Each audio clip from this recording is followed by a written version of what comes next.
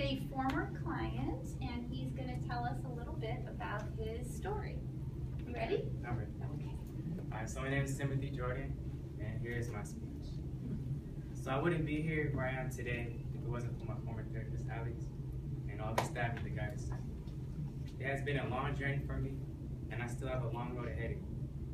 I first came here because of my anger problems, but my anger problems were not the only conflicts I had, but also with my family.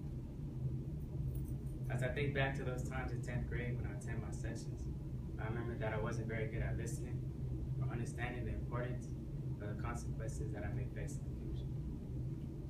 I was going down a road of destruction, but I didn't realize it at the time. When I would come, I would listen and do most of what was offered to me to resolve my family and anger issues, but I wouldn't try harder. As months went by, my problems became worse. My parents and I no longer saw eye to eye, and we became distant. We would always hang out, and to make matters worse, I had a girlfriend at the time that didn't make anything better. We would always hang out, and that would push me further and further away from my parents, as I always had taught me.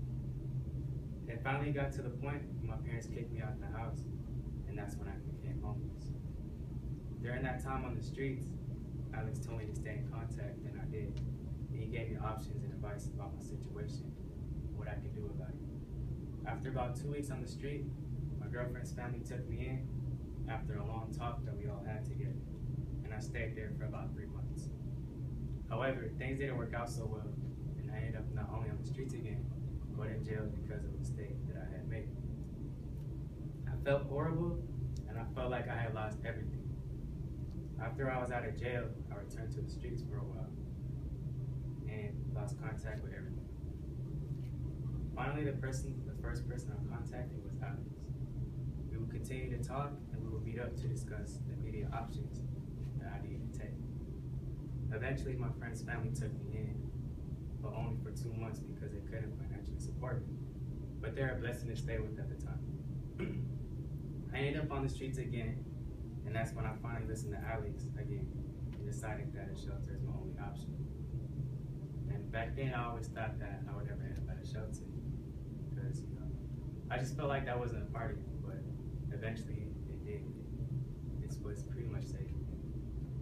So Alex referred me to some shelters, but only one ended up sticking out, and that was called Holiness. They were able to take me in the following Monday, and from there they helped me grow.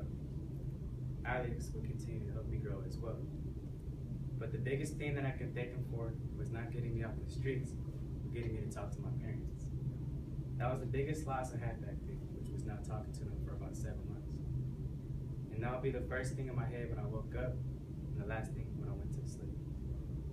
It is a blessing to have Alex not only as a former therapist, but the best therapist I've ever had, and only as well.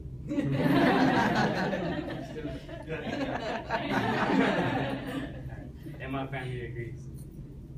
Also, I want to thank all the staff, everyone here that's helped me out in the past, and for all their help, and what a blessing it is to come here and give back by thanking all you guys.